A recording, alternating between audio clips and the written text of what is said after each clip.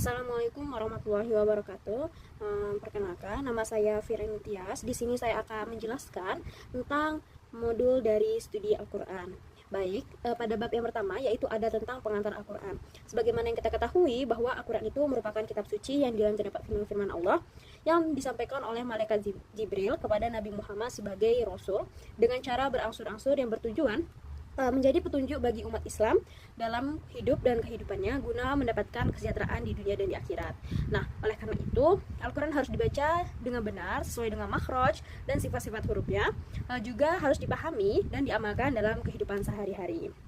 Selanjutnya, menurut dari Quraisy Shihab, Al-Quran itu secara harfiah dapat berarti bacaan yang sempurna. Nah, ia itu merupakan suatu nama pilihan Allah yang tepat karena tidak ada satu bacaan pun sejak manusia mengenal tulis baca selama 5.000 tahun yang lalu yang dapat menandingi Al-Quran, bacaan yang sempurna dan juga mulia. Nah, untuk bab yang kedua yaitu ada bab tentang nuzulul Al-Quran. Nah, secara etimologi atau secara bahasa, nuzul Quran itu terdapat dua kata yaitu nuzul dan Al-Quran. Nah, pada dasarnya nuzul itu mempunyai arti turunnya suatu benda dari tempat tinggi ke tempat yang rendah. Sedangkan Al-Quran itu berarti firman Allah yang telah diturunkan kepada malaikat Jibril kepada Nabi Muhammad dan membacanya adalah ibadah. Nah, kata nuzul itu memiliki beberapa pengertian. Menurut dari Ibnu Faris, kata nuzul berarti hubut syai wa wukuh, turun dan jatuhnya sesuatu.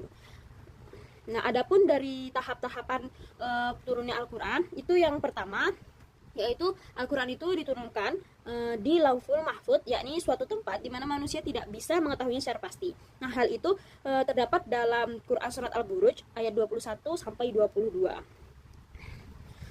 Selanjutnya tahap kedua turunnya Al-Quran yaitu dari Lauhul Mahfudz ke Baitul Izzah di sama ad-dunya atau langit dunia, yakni setelah Al-Quran berada di Lauhul Mahfudz, kitab Al-Quran itu turun ke Baitul Izzah di langit dunia atau langit terdekat dengan bumi.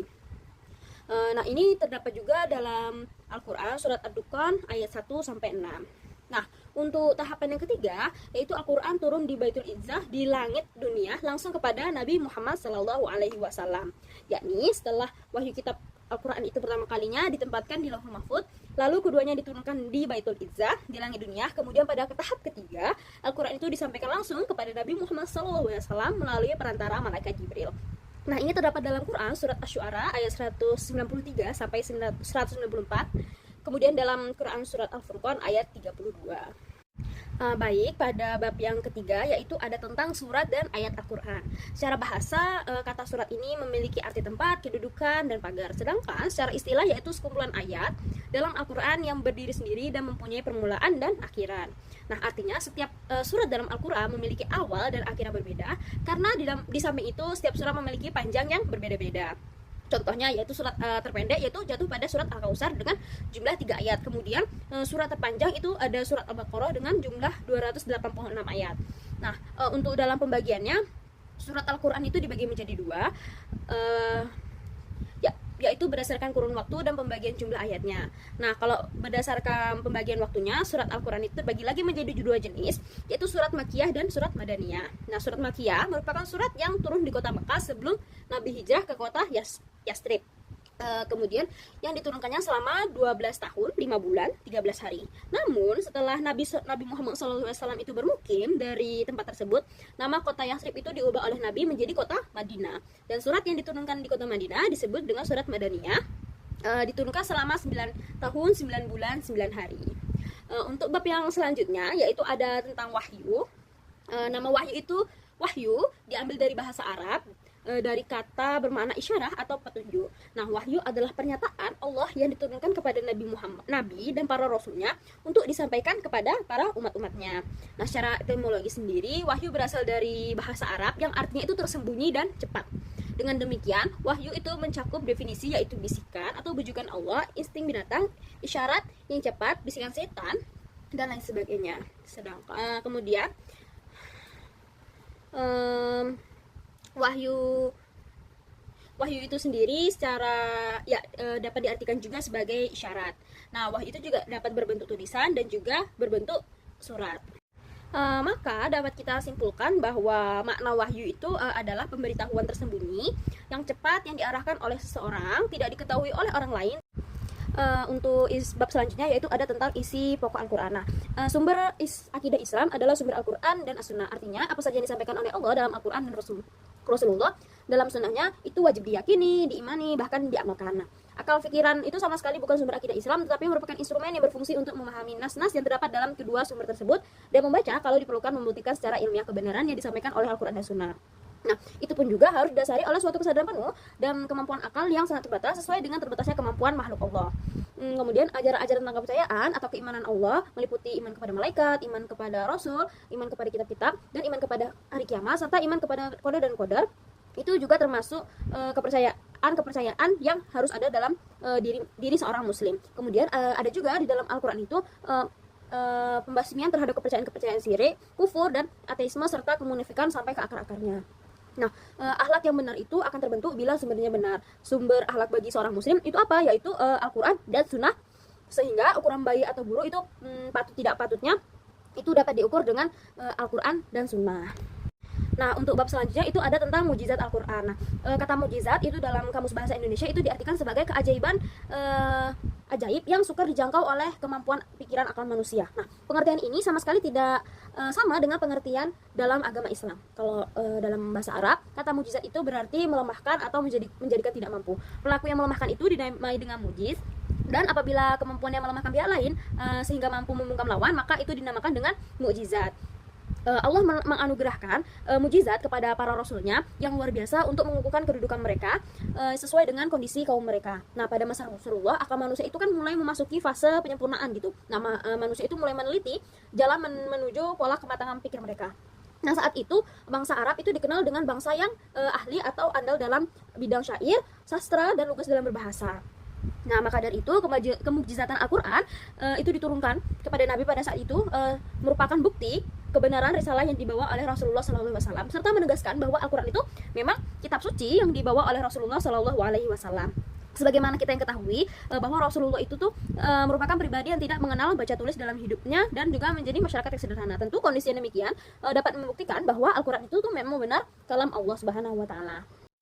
Baik, untuk bab selanjutnya itu ada tentang bahasa dan spesifikasi Al-Quran. Nah, aksom adalah bentuk jamak dari aksom yang berarti al-hifz dan al-yamin, yakni sumpah. Nah, sigot asli kosom ini adalah fiil atau kata kerja aksoma atau ahlafa yang ditransitifkan dengan ba menjadi muksombi atau sesuatu yang digunakan untuk bersumpah. Dalam Al-Quran terdapat beberapa ayat yang memberi penegasan pada suatu pernyataan. Nah, penegasan ini dapat berbentuk pernyataan sumpah yang langsung difirmankan oleh Allah SWT. Nah, sumpah dalam konotasi bahasa Al-Quran itu disebut dengan qasam dan aqsam. Menurut bahasa, aqsam merupakan bentuk jamak dari kata qasama yang berarti sumpah, ya, begitu juga dengan kata yamin. Nah, qasam dan yamin ini adalah dua kata sinonim yang mempunyai makna sama. Sedangkan secara terminologi ada beberapa pengertian qasam menurut ulama. Qasam itu dapat diartikan sebagai ungkapan yang dipakai untuk memberikan penegasan atau pengukuhan suatu pesan dengan menggunakan kata-kata qasam yang disebut dengan adat qasam. Baik, untuk bab selanjutnya itu ada nasih dan mansukh. Nah, anas merupakan masdar yang berarti menghapus, memindahkan, mengganti, atau mengubah. Nah, secara etimologi, an-nasih itu dapat berarti yang menghapus, yang mengganti, atau yang mengubah. Sedangkan mansukh dapat berarti yang dihapus, yang digantikan, atau diubah. Nah, menurut Subhi As-Salih itu berarti mengangkat hukum syara dengan dalil syara. Kemudian, Khattan juga mendefinisikannya kepada mengangkat hukum syara dengan dalil syara yang lain. Nah, definisi yang ditemukan oleh kedua tokoh tadi itu tidak memperlihatkan perbedaan yang berarti. Maksudnya, suatu hukum yang telah ditetapkan bisa saja dibatalkan kemudian digantikan oleh hukum lain. Nah, mansukh itu apa sih? Mansukh itu adalah hukum yang diangkat atau yang dihapuskan. Maka ayat mewaris atau hukum yang terkandung dalamnya. Misalnya, adalah menghapuskan hukum wasiat kepada orang tua atau kerabat. Apa sih hikmah dari nasih itu? Yang kedua itu, yang pertama itu ada memelihara kemaslahatan hamba, kemudian ada perkembangan tasyri', kemudian ada cobaan dan ujian bagi seorang mukallaf, dan terakhir ada menghendaki kebaikan dan kemudahan bagi setiap umat. Sebab jika nasah itu beralih ke hal yang lebih berat, maka di dalamnya terdapat juga tambahan pahala. Nah, tapi jika beralih ke hal yang lebih ringan, maka di dalamnya mengandung kemudahan dan keringanan. Baik, untuk bab selanjutnya itu ada mukam dan mutasyabih. Nah, kata mukam itu diambil dari kata ahkama yang berarti mencegah, al-hukmu yang artinya memisahkan antara dua hal. Maka seseorang dikatakan hakim karena ia mencegah kezaliman dan memisahkan antara dua yang berselisih, membedakan antara hak yang batil, antara benar dan dusta. Maka kata hikmah artinya mencegah bagi pelakunya dari hal yang tidak layak, dan kata mukam artinya itu diyakini dan dipastikan.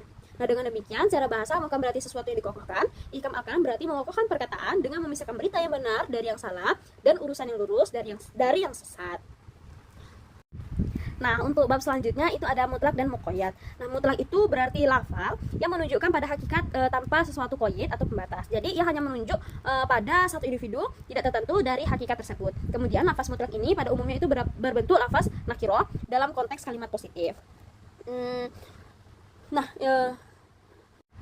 Nah, untuk contohnya itu kata meja, rumah, jalan. Nah, kata-kata ini memiliki makna mutlak karena secara makna kata tersebut telah menunjukkan pada pengertian makna tertentu yang telah kita pahami dari beberapa pendapat ulama. Sedangkan dalam bentuk mutlak dan muqayyad yang disepakati itu oleh beberapa ulama, yang pertama itu ada hukum dan sebabnya sama. Di sini ulama itu sepakat bahwa wajibnya membawa lafaz mutlak pada muqayyad, kemudian hukumnya dan sebabnya berbeda. Kemudian ada hukumnya berbeda sedangkan sebabnya sama. Baik, untuk bab selanjutnya itu ada mantuk dan mafhum. Nah, mantuk itu adalah lafal yang kandungan hukumnya dipahami dari apa yang diucapkan. Dengan kata lain, mantuk adalah mana yang tersurat. Contohnya, diharamkan bagimu bangkai. Nah, mantuk dari ayat ini yaitu bahwa bangkai itu haram hukumnya. Kemudian untuk mafhum itu terbagi menjadi tiga, yaitu pertama ada mafhum sifat, yang dimaksud adalah sifat maknawi. Contohnya, hai orang-orang yang beriman, jika datang kepadamu orang yang fasik membawa suatu berita, maka periksalah dengan teliti. Nah, yang dapat dipahami dari ungkapan kata fasik ini, bahwa orang yang tidak fasik itu tidak wajib diteliti gitu beritanya. Nah, untuk yang kedua itu ada tentang hal atau keterangan keadaan. Misalnya, hai orang-orang yang beriman, janganlah kamu membunuh binatang buruan ketika kamu sedang berihram. Dan barang siapa kamu membunuhnya dengan sengaja, maka dendalah ia mengganti dengan binatang ternak seimbang dengan buruan yang dibunuhnya. Nah, ayat ini menunjukkan tiadanya hukum bagi orang yang membunuhnya karena tidak sengaja. Yang terakhir itu ada atau bilangan. Misalnya, musim haji adalah beberapa bulan yang dimaklumi. Nah, mafhumnya ialah bahwa melakukan ihram untuk haji di luar bulan-bulan itu tidak sah. Maka adalah mereka yang membunuh zina 80 kali. Nah, mafhumnya dari ayat barusan itu adalah tidak boleh didera kurang dari 80 kali.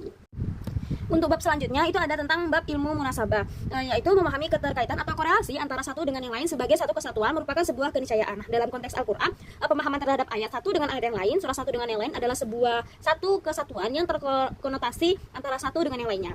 Nah, adalah merupakan studi yang mesti kita pelajari. Nah, kemunculan tentang ilmu munasabah ayat dan surat dalam Al-Quran itu berawal dari kenyataan bahwa sistematika Al-Quran yang terdapat dalam Mushaf Utsmani itu tidak didasarkan pada urutan fakta kronologis turunnya. Nah, walaupun mereka sepakat tentang urutan ayat, namun para ulama itu berbeda pendapat tentang urutan surah di dalam Al-Quran. Kata munasabah secara etimologi itu berarti kedekatan, keserupaan, dan kecocokan. Nah, untuk bab selanjutnya itu ada qiraat Al-Quran. Secara etimologi, lafal qiraat adalah bentuk jamak dari qiraah yang merupakan bentuk masdar dari fi'il madhi, qiraah yang artinya bacaan. Sedangkan secara istilah, qiraat adalah suatu cara membaca Al-Quran yang selaras dengan kaidah-kaidah bahasa Arab dan sanadnya mutawatir serta cocok dengan salah satu dari beberapa mushaf Utsman. Nah, sedangkan pengertian qiraat secara terminologi menurut dari Al-Zarqani mengemukakan definisinya adalah suatu mazhab yang dianut oleh seorang imam qiraat yang berbeda dengan lainnya dalam pengucapan Al-Quran serta sepakat riwayat dan jalur-jalur daripadanya. Bab yang berikutnya ada tentang terjemah Al-Quran. Nah, terjemah adalah proses memindahkan makna dari satu bahasa ke bahasa yang lain. Nah, tujuan dari terjemahan adalah untuk memastikan bahwa pesan yang disampaikan dalam bahasa sumber itu dapat diketahui dalam bahasa sasaran yang sama meskipun kata-katanya berbeda. Nah, adapun elemen-elemen penting yang terdapat dalam terjemah yaitu ada yang pertama ada makna dan konteks. Nah, kemudian ada kesetiaan dan adaptasi, gaya dan tone, budaya, teknik terjemahan, kemudian ada jenis teksnya. Untuk bab yang terakhir ada tentang perkembangan tafsir dari masa ke masa. Nah, Allah itu memberikan jaminan kepada Rasulnya bahwa dialah yang bertanggung jawab untuk melindungi Al-Quran dan menjelaskannya. Sesungguhnya atas tanggungan kamilah menghimpunnya di dadamu dan membuatmu pandai membacanya. Apabila kami telah selesai membacanya, maka ikutilah bacaan itu. Nah, Nabi memahami Al-Quran itu dengan sempurna baik secara global dan terperinci. Dan tugasnya adalah menerangkan kepada para sahabat seperti dalam Quran surat An-Nahl, dan kami turunkan kepadamu az-zikir agar kamu menerangkan kepada umat manusia apa yang telah diturunkan kepada mereka supaya mereka memikirkannya. Kemudian para sahabat juga dapat memahami Al-Quran karena Al-Quran itu diturunkan dalam bahasa mereka sekalipun mereka tidak memahami detail-detailnya. Ibnu Khaldun itu menjelaskan bahwa Al-Quran itu diturunkan dalam bahasa Arab sesuai dengan tata bahasa mereka. Karena itu semua orang Arab memahaminya dan mengetahui makna-maknanya baik dari kosakata maupun struktur kalimatnya. Nah, namun demikian mereka berbeda-beda dalam tingkat pemahamannya sehingga apa yang diketahui oleh seseorang diantaranya boleh jadi diketahui oleh yang lain. Baik, demikianlah sedikit penjelasan dari saya mengenai modul studi Al-Quran. Semoga dapat bermanfaat bagi yang mendengarkan. Kurang dan kurangnya saya mohon maaf. Assalamualaikum warahmatullahi wabarakatuh.